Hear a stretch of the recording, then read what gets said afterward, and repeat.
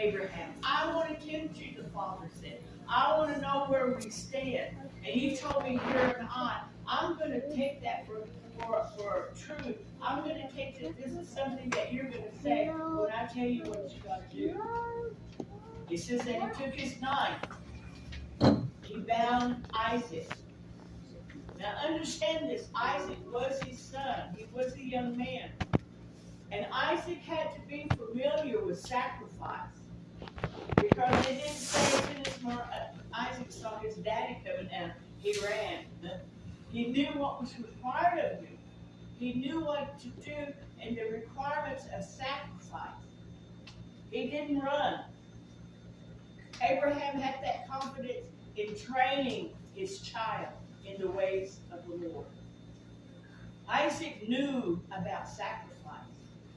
He said he bound him up. I firmly believe that he might not have had to do that because Abraham did not have to fight with his son to lay him on the altar to get ready to sacrifice. I believe those were the longest minutes for Abraham to look and there his son, his only son, is bound up. When I lost little John, and speaking of the others that have lost their son, it's heartbreak. It's hard to recover from it. It's something that you never get over with.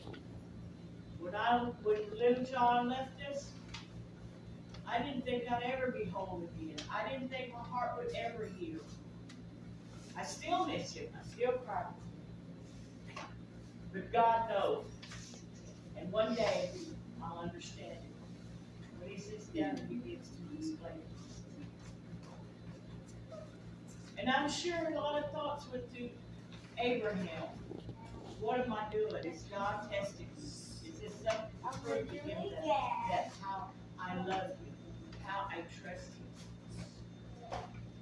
Isaac laid there waiting for his time to sacrifice. Abraham didn't stop. He bound him up. He laid him down. He went and got his knife. And Isaac's laying on the altar of sacrifice thinking, is this really happening? Is my dad really going to do this?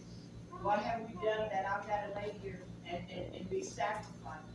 These thoughts are going through his head. But the thing that he does remember is that when he called Abraham, Abraham said, here am I.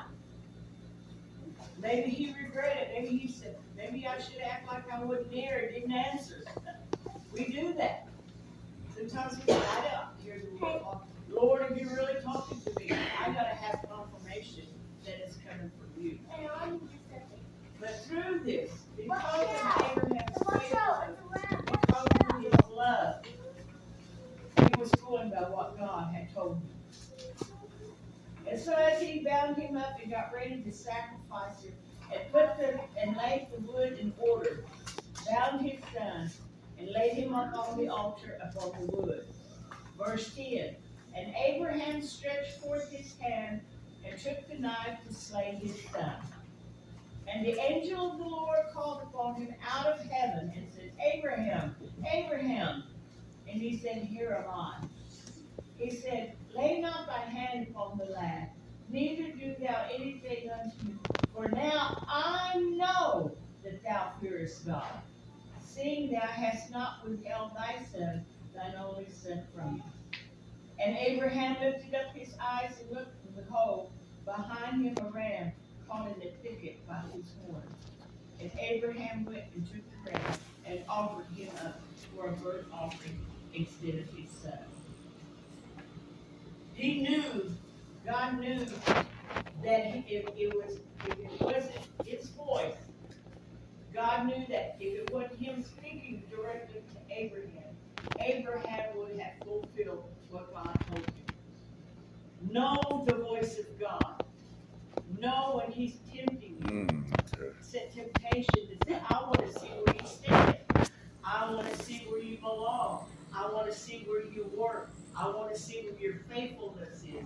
I want to see where your mercy is and your kindness and your charity. I want to see all of this. And he saw it in Abraham. And when Abraham went up there, God God knew Isaac's going to be my voice, because it's my voice he's listening to come this far.